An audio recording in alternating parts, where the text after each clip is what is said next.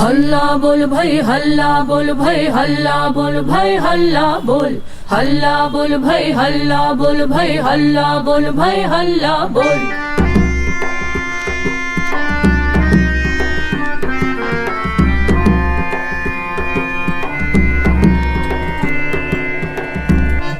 हल्ला बोल, सफदर हाशमी की मौत और जिंदगी।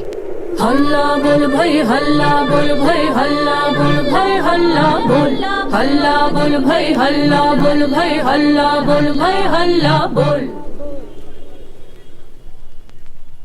अक्टूबर 1978 नुक्कड़ नाटक की शुरुआत। मार्च 1977 में इमरजेंसी हटी। 1977-78 के जाड़ों की छुट्टियों के दौरान सफदर दिल्ली लौटा और जन्म को फिर से संगठित करने की कोशिशों में जुट गया। इस दौरान उसकी मुलाकात एनके शर्मा से हुई। एनके का बचपन पुरानी दिल्ली के चूड़ीवालान में बीता था। वहीं मेरी एजुकेशन हुई, सबसे पहले एक कॉरपोरेशन के स्कूल में, उसके बाद एक डीएवी नुमा स्कूल के अंदर, राइट। कॉलेज के अंदर ये हुआ था कि मैंने एडमिशन तो ले लिया था दिल्ली यूनिवर्सिटी में। तुम कौन से कॉलेज में? हिंदू में।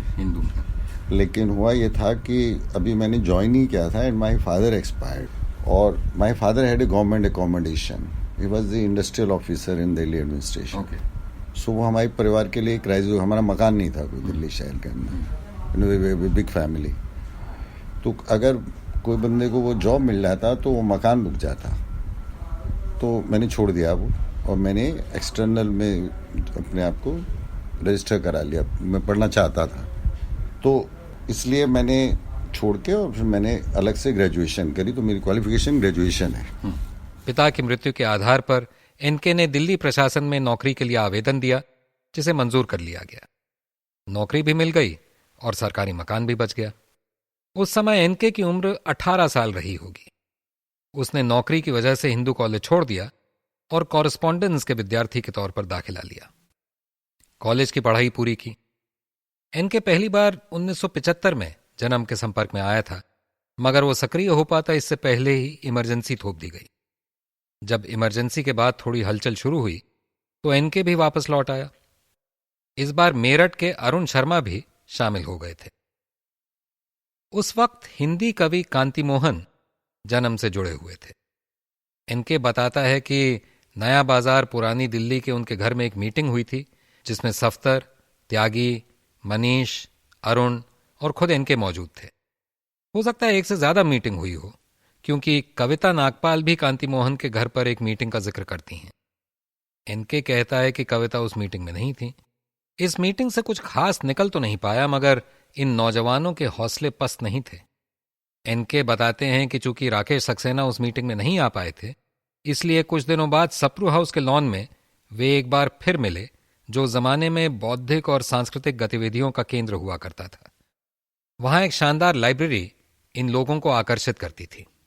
इस मीटिंग में रथिन दास भी था। राकेश सक्सेना ने जन्म को पुनर्जीवित करने में बहुत अहम भूमिका अदा की। असगर वजाहत के फिरंगी लौट आए के प्रोडक्शन के साथ एक बार फिर जन्म एकजुट होने लगा। इस नाटक का निर्देशन कविता नागपाल ने किया। इसके बाद उन्होंने उत्पल दत्त का एक नाटक लिया, जिसमें इमरजेंसी की आलोचना थी। ए बार राजार पाला नाम के इस बांग्ला नाटक को जन्म ने अब राजा की बारी है के नाम से पेश किया। एनके के मुताबिक इसका निर्देशन उत्पल बनर्जी ने किया था। बांग्ला से हिंदी अनुवाद अपर्णा दी ने किया था और सफदर और राकेश ने हिंदी की स्क्रिप्ट को तराशा था। ये पुराने ढर्रे वाले नाटक थे, लंबे, बहुत सारे अभिनेताओं से भरे। सफदर ने इन दोनों नाटकों में अभिनय नहीं किया था, क्योंकि उसने अभी कश्मीर की नौकरी छोड़ी नहीं थी। लेकिन अब हालात बदले हुए थे। परफॉर्म करने का मौका मिलना मुश्किल होता जा रहा था। इमरजेंसी के दौरान ट्रेड यूनियन, किसान सभा, छात्र संगठन सभी अंडरग्राउंड थे। किसी के पास पैसा नहीं था। ऊपर से सभी संगठनों को अपने कार्यकर्ताओं के खिलाफ चल रहे मुकदमों के लिए भी लगातार पैसे जुटाने पड़ते थे। अपने आप को फिर से खड़ा करने के लिए उन्हें जन्म के नाटकों की जरूरत तो थी। मगर नाटक करवाने के आर्थिक साधन नहीं थे। सफदर नौकरी छोड़कर दिल्ली लौट चुका था। पूरे समूह के सामने सवाल यही था कि आगे क्या करना है, आगे का रास्ता क्या होगा। सफदर ने कहा कि अगर हम बड़े नाटक नहीं कर सकते तो हम छोटे नाटक करें, जिन पर खर्चा कम हो और जिन्हें हम कहीं भी जाकर पेश कर सकें। जन्म ने खुले में छोटे नाटक पहले किए थे। अब सवाल यह था कि इस विधा को और तराशा जा सकता है या नहीं। एनके ने पुरानी दिल्ली में फेरी वालों और गली में करतब दिखाने वाले लोगों को देखा था, जो अपनी छोटी छोटी ट्रिकों से लोगों को अपनी तरफ खींच लेते थे और अपना सामान बेचते थे। उसने कहा कि हम भी ऐसा कुछ क्यों नहीं कर सकते। एक दशक बाद सफदर ने यूजीन मैन अर्वन को बताया कि किसी ने सुझाव दिया कि हम अपने नाटक लिखें, ऐसी चीजें लिखें जिनको आसानी से और सस्ते में तैयार किया जा सके। हमें लग रहा था कि हमारे पास वैसा करने का आत्मविश्वास नहीं था। तब एक पुराने कम्युनिस्ट लीडर ने मुझे बुलाया और हाल ही में हुई एक घटना के बारे में बताया। यह घटना गाजियाबाद की एक केमिकल फैक्ट्री में घटी थी। हैरिक इंडिया नाम की इस फैक्ट्री में मजदूरों की यूनियन नहीं थी। वहां मजदूरों की दो बहुत मामूली मांगे थीं। एक तो वे कोई ऐसी जगह चाहते थे जहां वो अपनी साइकिल खड़ी कर सकें, और दूसरी वो फैक्ट्री के अहाते में एक भट्टी चाहते थे जहां वो एक प्याली चाय बना सकें और लंच के समय अपना खाना गर्म कर सकें। इन मामूली सी मांगों के लिए मजदूरों को हड़ताल करनी पड़ी। हड़ताली मजदूरों पर गार्ड्स ने गोली चला दी और 6 मजदूरों को मार डाला। हमने तय किया कि इसी पर हम एक नाटक बनाएंगे। 6 लोगों को अपनी जान ऐसी चीजों के लिए गंवानी पड़ी जो आर्थिक मांगे भी नहीं थी। उनको पुलिस ने नहीं बल्कि प्राइवेट गार्ड्स ने गोलियों से भून डाला। क्यों? इमरजेंसी के बाद मजदूर वर्ग के जुझारूपन में इजाफा हुआ था। पुलिस और प्रशासन तो यूं भी हमेशा मालिकों के साथ खड़े होते हैं। ऊपर से मालिकों के पास प्रत्यक्ष और अप्रत्यक्ष रूप से काम करने वाले गुंडों की फौज भी होती है। मगर गाजियाबाद में परंपरागत रूप से भी पूंजीपतियों द्वारा गुंडों और अपराधियों के इस्तेमाल का सिलसिला बहुत पुराना रहा है। कई बार मालिक खुद ही अपराधी पृष्ठभूमि वाले होते हैं, जो अपने गैर कानूनी धंधों को छुपाने के लिए कानून का सहारा लेकर फैक्ट्री खोलकर बैठ जाते हैं। बहुत से फैक्ट्री मालिक भूमाफिया से भी जुड़े होते हैं। हैरिक इंडिया एकमात्र फैक्ट्री नहीं थी जहां मजदूरों पर ऐसा दमन हुआ। उसी दौर में इलाके की लगभग 8-10 और फैक्ट्रियां थीं जहां मजदूरों को मामूली चीजों के लिए हड़ताल पर जाना पड़ा। मालिक मजदूरों से उनकी समस्याओं के बारे में बात करना भी अपनी तौहीन समझते थे। इन घटनाओं का व्यापक संदर्भ भी महत्वपूर्ण था। जनता पार्टी सरकार यूनियनों के बढ़ते जुझारूपन पर अंकुश लगाने के लिए एक नया औद्योगिक संबंध कानून पारित करने जा रही थी। जब जन्म ने इसके इर्द गिर्द एक नाटक तैयार करने का फैसला लिया तो उनके जहन में कुछ बातें साफ थीं। 1, नाटक इतना सरल हो कि उसे कहीं भी खेला जा सके। 2, ऐसा हो कि किसी एक फैक्ट्री के ही नहीं बल्कि सभी मजदूर उसे समझ सकें। 3, किसी एक मालिक की क्रूरता के बारे में नहीं बल्कि पूंजीवादी व्यवस्था के बारे में बात करें। 4, पूंजीपति वर्ग की अमानवीयता को सामने लाए। 5, इस बात पर जोर दे कि मसला मालिकों के बर्ताव से नहीं बल्कि पूंजीवाद के खात्मे से ही खत्म होगा। व्यापक स्तर पर और स्थानीय स्तर पर भी हालात को समझने के लिए सफदर और 1-2 अन्य साथी ट्रेड यूनियन कार्यकर्ताओं व नेताओं से मिले। KM तिवारी, जो उस वक्त C2 के कार्यकर्ता और फैक्ट्री मजदूर थे और अब दिल्ली माकपा के सचिव हैं, उन्होंने बताया कि एक अन्य वरिष्ठ ट्रेड यूनियन कार्यकर्ताओं के साथ उन्होंने भी सफदर से बात की थी और सफदर के बहुत सारे सवालों पर उनको जानकारियां दी थी। जोगेंद्र शर्मा भी उस वक्त C2 के कार्यकर्ता थे। वो भी सफदर और साथियों से मिले थे और गाजियाबाद के औद्योगिक हालात पर विस्तार से चर्चा की थी। इस विस्तृत शोध को जहन में रखते हुए और नाटक के स्वरूप और विषय वस्तु के बारे में जन्म में हुई चर्चाओं के आधार पर राकेश सक्सेना और सफदर नाटक लिखने बैठे। और सफदर के शब्दों में, खुद ब खुद नाटक उभर कर सामने आने लगा। हमने खुद ब खुद संवाद बोलना शुरू कर दिया। इसका नतीजा था मशीन।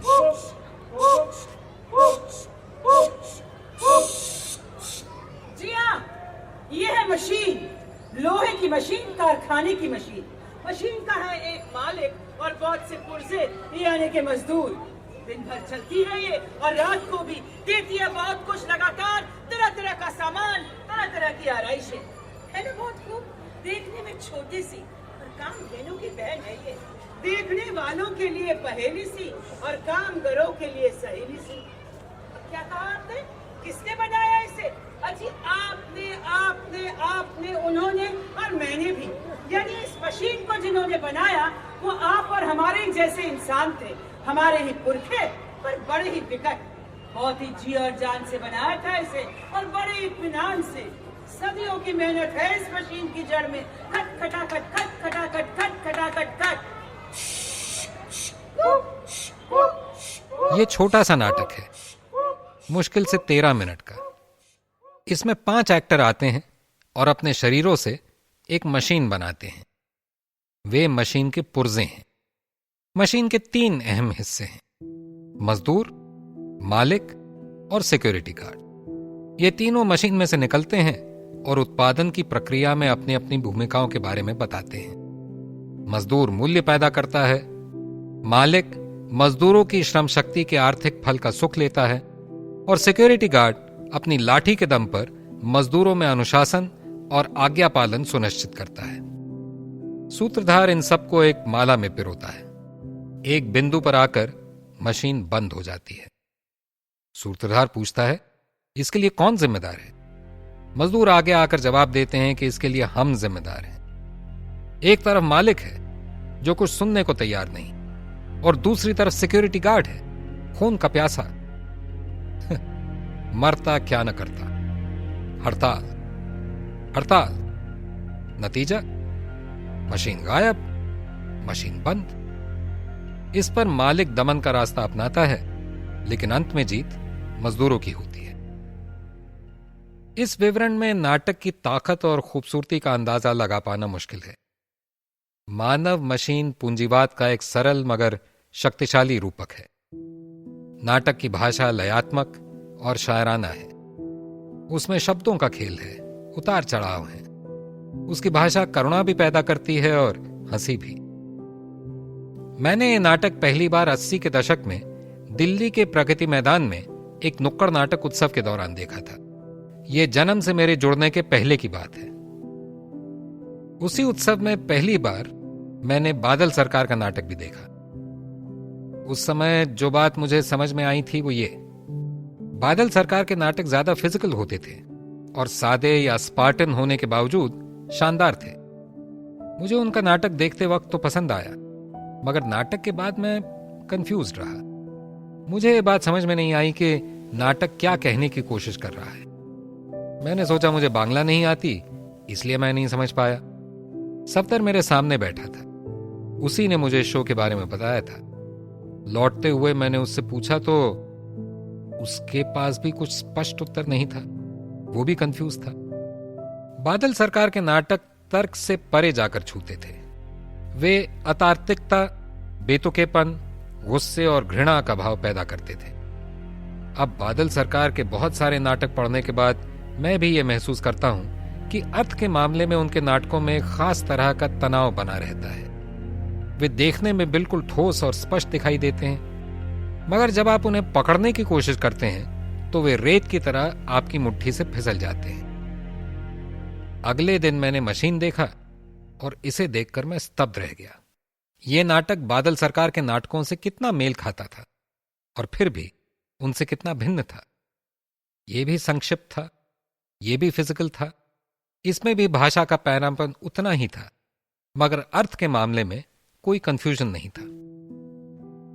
मशीन को सबसे पहले 15 अक्टूबर 1978 को लेखकों के एक सम्मेलन में पेश किया गया। इस नाटक को एक गोलाकार मंच को ध्यान में रखकर तैयार किया गया था, जिसमें दर्शक अभिनेताओं के चारों तरफ होंगे। मगर इसका पहला प्रदर्शन सम्मेलन के मंच पर हुआ, जहां दर्शक सिर्फ एक ही तरफ थे।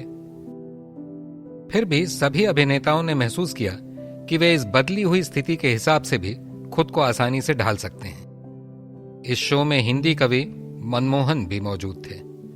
एक दफे उन्होंने मुझे बताया था कि उस दिन इस नाटक को देखकर वो चकित रह गए थे। ऐसा लगता था किसी ने कार्ल मार्क्स की महान कृति कैपिटल को 13 मिनट के गुटके में समेट दिया हो। एनके बताता है कि डॉक्टर महादेव साहा और चंद्रबली सिंह जैसे वरिष्ठ लेखक भी इसे देखकर अचंभे में पड़ गए थे। इस नाटक की सबसे ऐतिहासिक परफॉर्मेंस 19 नवंबर को तालकटोरा इंडोर स्टेडियम में हुई, जहां प्रस्तावित औद्योगिक संबंध विधेयक पर चर्चा करने के लिए अखिल भारतीय ट्रेड यूनियन सम्मेलन बुलाया गया था। सम्मेलन के अगले दिन बोट क्लब के लॉन में एक विशाल रैली निकालने का भी फैसला लिया गया था।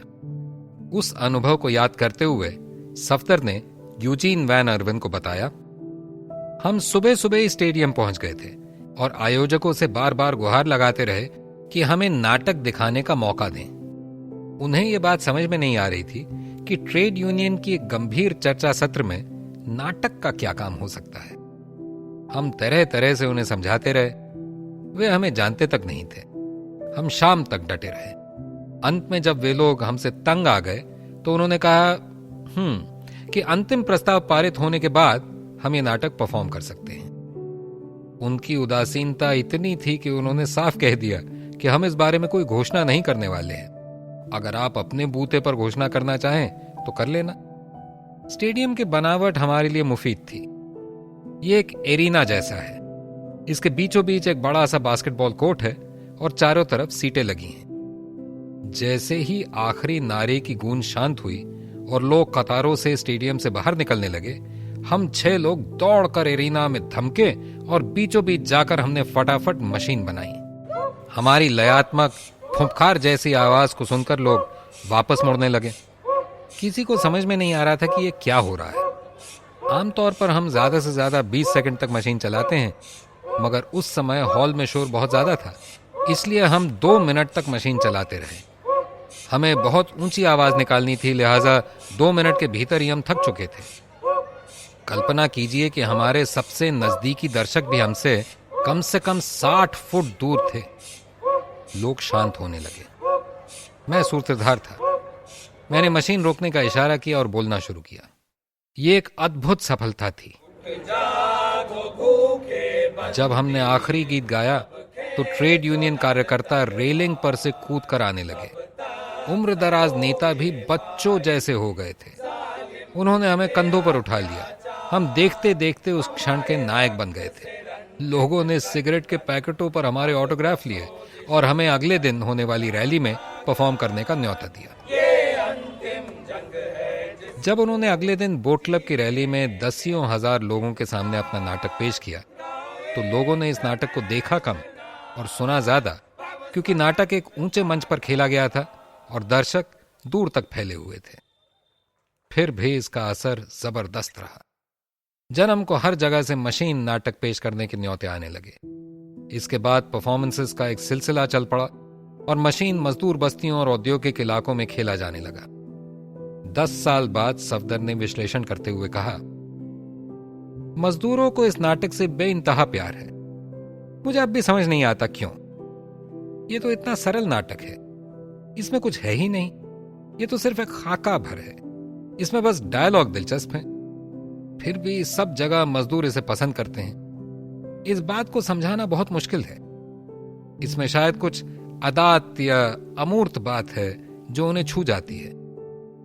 मशीन को याद करते हुए फरीदाबाद के कॉमरेड मोहनलाल कहते हैं, मशीन जो है, असल में मशीन एक बार वो मोदी नगर में एक फायरिंग हुआ था 1967 में, और उसके कई लोगों से उन्होंने ये आंदोलनों के बारे में जिक्र मतलब सुना था।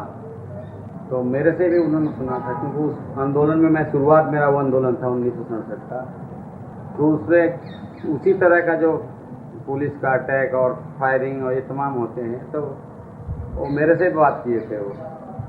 तो उसके आधार पर जब वो मैंने देखा नाटक ना, मशीन पहली बार, तो मुझे वो 1967 का याद आ गया, वो गेट का जो मोदी मिल का मिल का है।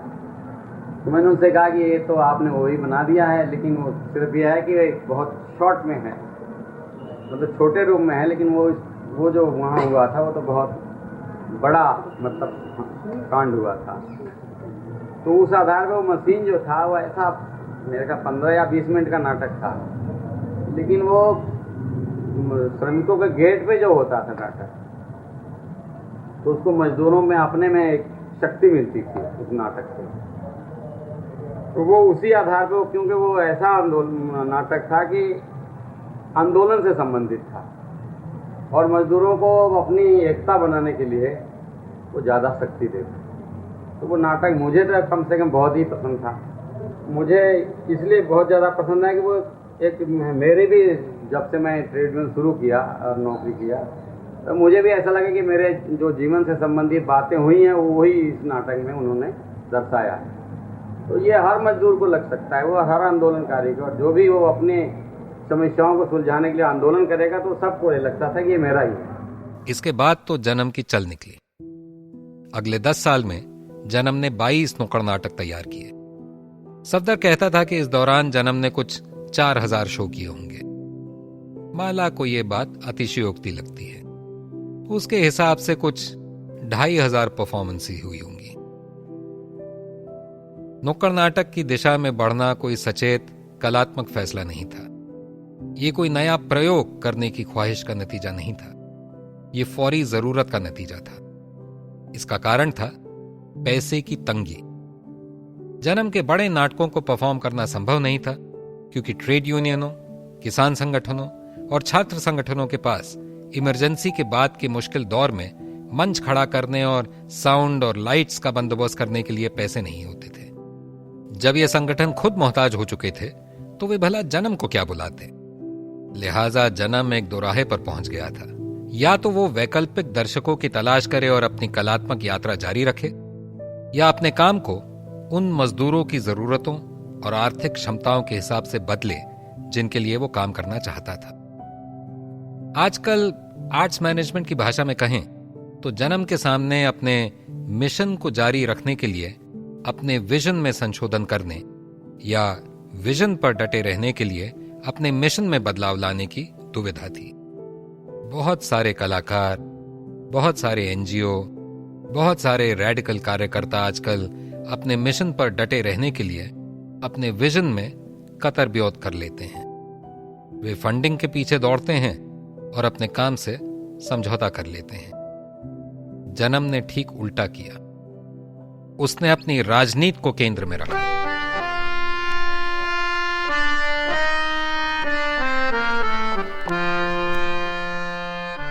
अस्सी का दशक, नुक्कड़ नाटक का सिद्धांत।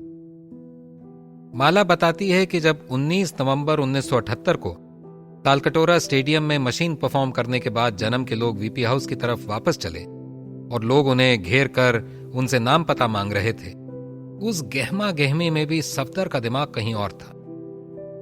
हमने एक नई चीज इजाद की है। ये चीज क्या है, कैसे चलती है, यह हमें पता लगाना है।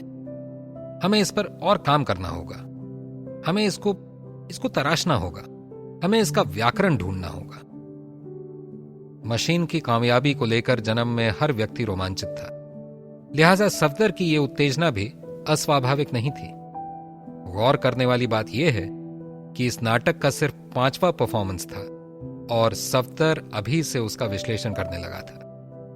मगर यह बात अस्वाभाविक नहीं थी। माला बताती है, जब भी कुछ नया होता था सफदर की निगाह सबसे पहले उसे पकड़ती थी और उसमें एक पैटर्न ढूंढने की कोशिश करती थी। जब हमने ऐसा किया तो कैसा नतीजा सामने आया।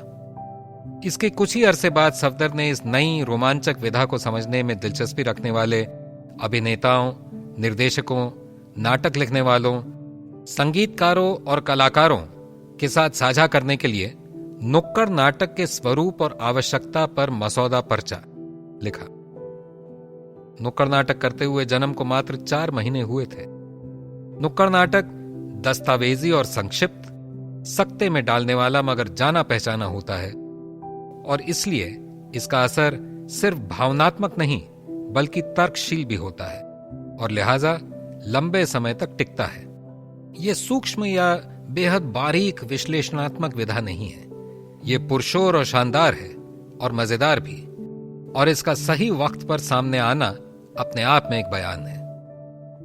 मगर वास्तविक प्रैक्टिस में पुरशोर और मजेदार होने का मतलब करतबों की भरमार नहीं, बल्कि स्पर्श की निश्चितता है, जिसमें बहुत सटीक और स्पष्ट विवरण निश्चित भाव, भंगिमाओं और मुद्राओं की किफायत के साथ एक स्थिति या मनोभाव को स्थापित करते हैं। नुक्कड़ नाटक एक चलते फिरते अखबार की तरह है, जो रोजमर्रा के धरातल पर समकालीन घटनाओं के बारे में हमारी सोच को सामने लाता है। एजिटप्रॉप मतलब एजिटेशनल प्रोपेगेंडा, आंदोलनात्मक प्रचार का संक्षिप्त रूप, की भूमिका के अलावा नुक्कड़ नाटक का एक व्यापक उद्देश्य भी है। सांस्कृतिक रूप से विपन्न लोगों के बीच स्वस्थ मनोरंजन को लेकर जाना। नुक्कड़ नाटक करने वालों के लिए यह न केवल अपने आप को कलात्मक दृष्टि से प्रशिक्षण देने का साधन है, बल्कि राजनीतिक प्रशिक्षण का साधन भी है, क्योंकि उन्हें पैने ढंग से, स्पष्ट रूप से और विश्लेषणात्मक ढंग से सोचने में मदद करता है, बल्कि इसके लिए उन्हें बाध्य करता है। यह मसौदा नोट कहीं छपा तो नहीं, मगर इसे कुछ लोगों के साथ साझा जरूर किया गया, क्योंकि जन्म के कागजों में कुमारेश चक्रवर्ती द्वारा 28 फरवरी 1979 को इस पर्चे के जवाब में लिखी गई हस्तलिखित प्रतिक्रिया भी मौजूद है। जन्म में नुक्कड़ नाटक के स्वरूप, विधा और उसकी सियासत को लेकर बार बार चर्चाएं होती थी, मगर जहां तक मैं समझ पाता हूं, सफदर एकमात्र ऐसा व्यक्ति था जिसने अपने अनुभवों को लेखन में सैद्धांतिक रूप देने की कोशिश की। मुझे विदुर में नुक्कड़ नाटक पर रथिन दास का लिखा हुआ एक लेख तो मिला है, मगर किसी और ने कहीं कुछ लिखा हो, इसका प्रमाण नहीं मिलता। अप्रकाशित नोट्स और टिप्पणियों के अलावा सफदर ने कई लेख भी लिखे जो नुक्कड़ नाटक के सिद्धांत की आधारशिला पेश करते हैं। मसलन concept of people's theatre 1980, the enchanted arch 1983, the tradition of street theatre 1986 और the first 10 years of street theatre 1988। इस एक दशक के दौरान उसकी सोच में कमाल की निरंतरता दिखाई देती है। इन लेखों में सफदर मोटे तौर पर नुक्कड़ नाटक के इतिहास का जायजा लेता है। वो रूस की बोल्शेविक क्रांति से शुरू करते हुए चीनी क्रांति, इप्टा और भारत के उपनिवेश विरोधी संघर्ष, स्पेन में गृह युद्ध, वियतनाम, लैटिन अमेरिका और अफ्रीका में उपनिवेशवाद विरोधी संघर्षों, मेक्सिकी किसानों के संघर्षों तथा अमेरिका के सिविल लिबर्टीज आंदोलनों को एक सूत्र में बांधते हुए इसके इतिहास का एक मोटा मोटी खाका पेश करता है। इस क्रम में वो आम समझ के विपरीत जाता दिखाई पड़ता है। भारत में नुक्कड़ नाटक की परंपरा हमेशा मौजूद रही है, क्योंकि हमारे यहाँ खुले में, खेतों में, गैर परंपरागत मंचों पर तरह तरह की नाट्य विधाएं चलती रहती हैं। ऐसा कहने के बजाय सफदर नुक्कड़ नाटक की परंपरा को एक आधुनिक शख्सियत प्रदान करता है। उसकी राय में खुले में होने वाले किसी भी नाटक को नुक्कड़ नाटक कहना उतनी ही बेतुकी बात है जिस तरह ऐसे किसी भी नाटक को ट्रेजेडी कह देना जिसमें अंत में नायक की मौत हो जाती है। नुक्कड़ नाटक पूंजीवाद के खिलाफ मजदूरों के आंदोलन की उपज है। भारत सहित दुनिया भर में राजनीतिक पर्चे, पोस्टर, दीवार लेखन और आंदोलनात्मक भाषण, इन सब ने नुक्कड़ नाटक की विधा को रचने में अपना अपना योगदान दिया है। नुक्कड़ नाटक उस समय अपरिहार्य हो गया था जब 19वीं शताब्दी के मध्य में मजदूर खुद को यूनियनों में संगठित करने लगे। 19वीं शताब्दी के अखीर और 20वीं शताब्दी के शुरुआत में राजनीतिक प्रदर्शनों की परंपरा के उदय के साथ इसकी आमद भी लाजमी हो गई थी। ये 20वीं शताब्दी की देन है जो आधुनिक दुनिया की खास जरूरतों से पैदा हुई है। भले इस स्वरूप के स्तर पर यह हमारे लोक एवं क्लासिकल ड्रामे तथा पश्चिमी रंगमंच से काफी कुछ उधार लेता है। दूसरी बात, वो नुक्कड़ नाटक को वामपंथी आंदोलन के हिस्से के रूप में देखता है। उसके हिसाब से यह वामपंथी आंदोलन से पैदा हुआ है और बदले में उसे सींचता है। बुनियादी तौर पर यह प्रतिरोध का एक मिलिटेंट राजनीतिक रंगमंच है। इसका मकसद है लोगों को आंदोलित करना और उन्हें संघर्षरत संगठनों के पीछे गोलबंद करना। मशीन, औरत और चक्का जाम हल्ला बोल जैसे नाटक इस अवधारणा के बेहतरीन उदाहरण हैं। तीसरी बात, वो नुक्कड़ नाटक की कलात्मक गुणवत्ता के बारे में भी फिक्र करता है। अगर ये विधा सिर्फ पोस्टर या पर्चे के स्तर पर सिमटी रहेगी तो ये रूढ़ बासी हो जाएगी और रटे रटाए अनुमानों की पटरी पर चलने लगेगी। वो उम्मीद करता है कि नुक्कड़ नाटक एक मुकम्मल कला के रूप में विकसित हो और फले फूले। लिहाजा वो नुक्कड़ नाटक को प्रोसिनियम थिएटर के खिलाफ बगावत या उसके जवाब में पैदा हुई विधा नहीं मानता, क्योंकि दोनों ही समान रूप से जनता से जुड़ी हुई विधाएं हैं। चौथी बात, वो शासक वर्गों द्वारा थिएटर पर कब्जे के खिलाफ है, चाहे वो प्रोसिनियम थिएटर हो जिस पर पलायनवादियों, अराजकतावादियों और पुनरुत्थानवादियों ने कब्जा जमा लिया है, और चाहे वो सुधारवादी और सरकारी नुक्कड़ नाटक हो। जिस समय सफदर ये लिख रहा था तब की बनिस्बत आज ये बाद वाली श्रेणी यानी सुधारवादी और सरकारी नुक्कड़ नाटक वाली श्रेणी एक महामारी बन चुकी है। तमाम सरकारी एजेंसियां, एनजीओ, पूंजीवादी राजनीतिक दल और यहां तक कि कॉरपोरेट कंपनियां भी बेहद उपयोगितावादी ढंग से अपने आड़े टेढ़े संदेशों को लोगों तक पहुंचाने के लिए नुक्कड़ नाटक का इस्तेमाल करने लगी हैं। विडंबना यह है कि सफदर की हत्या और उसके फौरन बाद नुक्कड़ नाटकों में आए जबरदस्त इजाफे से इन संस्थाओं का ध्यान बहुत तेजी से इस विधा की तरफ आकर्षित हुआ और उसका बड़े पैमाने पर दुरुपयोग शुरू हुआ। सफदर कलात्मक अभिव्यक्ति के औजारों और उपकरणों का गुलाम नहीं था, बल्कि उसका कहना था कि ड्रामा किसी भी वर्गाकार, आयताकार या गोल जगह पर अपनी एक ताकत और सौंदर्य के साथ पैदा होता है। चाहे दर्शक एक तरफ हों या चारों तरफ बैठे हों, चाहे वे अंधेरे में हों या उजाले में हों, नाटक सजीव हो उठता है।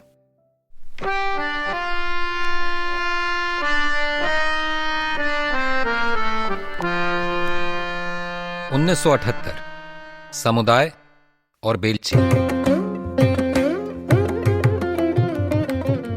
जिस समय जन्म उत्तर भारत में नुक्कड़ नाटक विधा को निखारने में लगा था, उसी समय दक्षिण भारत में समुदाय नामक संगठन भी नुक्कड़ नाटक के धरातल पर नए प्रयोग कर रहा था। बंगलोर में 1975 में गठित समुदाय एक समूह से तेजी से एक आंदोलन में तब्दील हो चला था। इसका फैलाव कमाल का था। 1982 तक आते आते पूरे कर्नाटक में उसकी 18 इकाइयां स्थापित हो चुकी थी। के.वी. नारायण लिखित हुत्तवा बड़ीदरे मतलब बीहड़ों पर विजय समुदाय का पहला प्रोडक्शन था। यह नाटक समसा के नाटक विगड़ विक्रम राया मतलब राजा विक्रम महान पर आधारित था। इस नाटक का निर्देशन प्रसन्ना ने किया था और संगीत बी.वी. कारंत ने दिया था।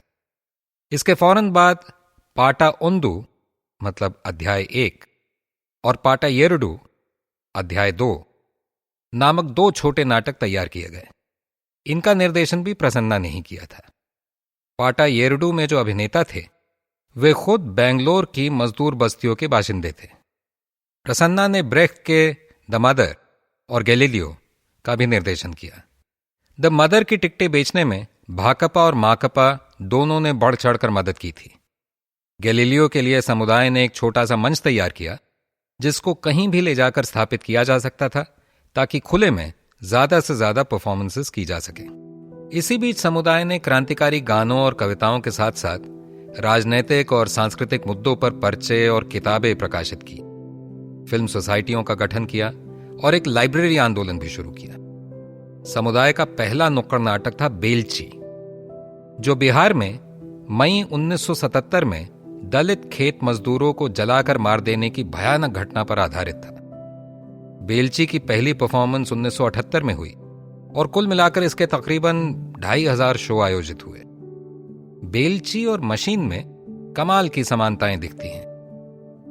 दोनों नाटक एक ही साल तैयार किए गए, दोनों वास्तविक हत्याकांडों पर आधारित थे, दोनों क्रांतिकारी वर्ग के साथ प्रतिबद्धता को अभिव्यक्त करते थे। मशीन औद्योगिक सर्वहारा वर्ग और बेलची ग्रामीण सर्वहारा वर्ग। दोनों ही रंगमंच की दृष्टि से नई शैली के नाटक थे। दोनों में एक हद तक शैलीगत विशिष्टताओं का प्रयोग था। दोनों में इमरजेंसी की प्रतिक्रिया सुनाई पड़ती थी। दोनों के तेजी से अनुवाद हुए और उनको देश भर में खेला जाने लगा। बेलची को C.G. कृष्णास्वामी ने लिखा था और दलित कवि सिद्धलिंगैया ने इसके गीत लिखे थे।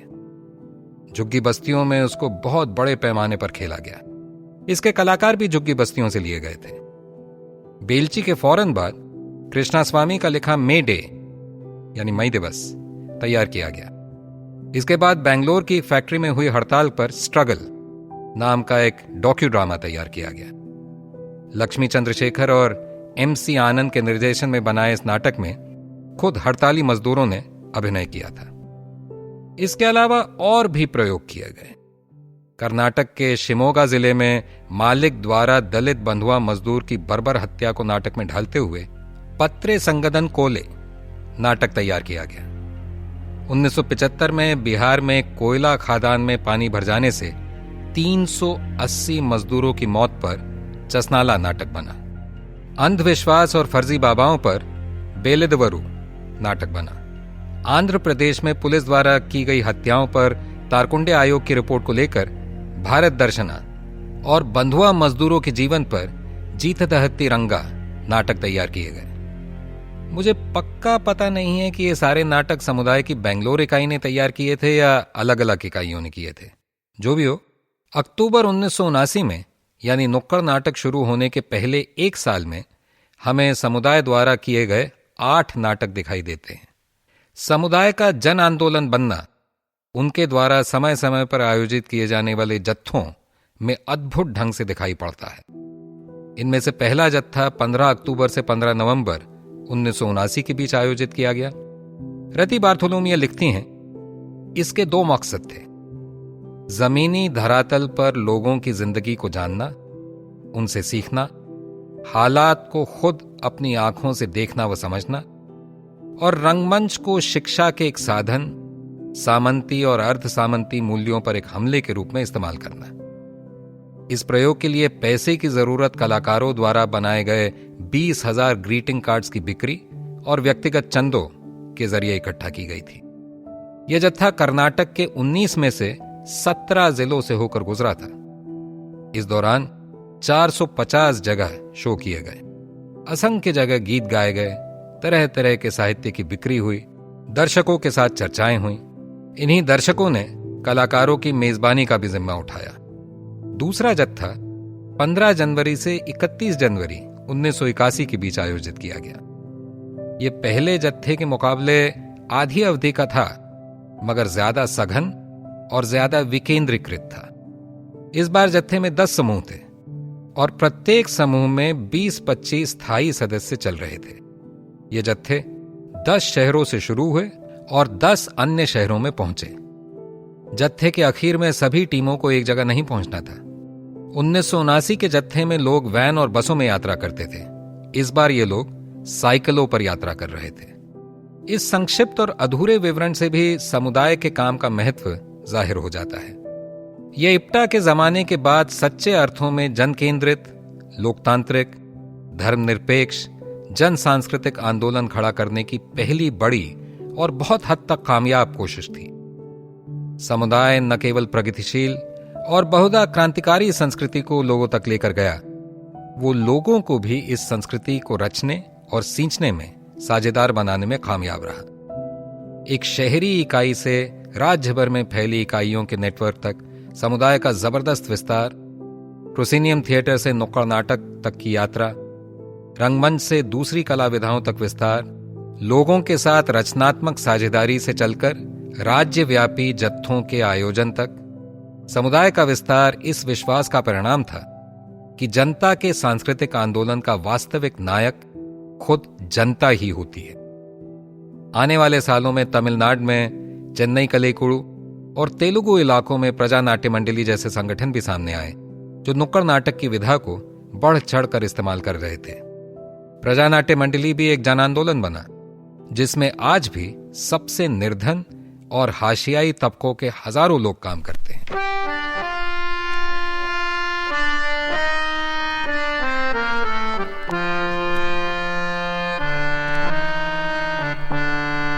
बोल हल्ला बोल, बोल हल्ला बोल, बोल हल्ला बोल, बोल हल्ला बोल, बोल हल्ला बोल, बोल हल्ला बोल, बोल हल्ला बोल, बोल हल्ला बोल, बोल हल्ला बोल, बोल हल्ला बोल, बोल हल्ला बोल, बोल हल्ला बोल।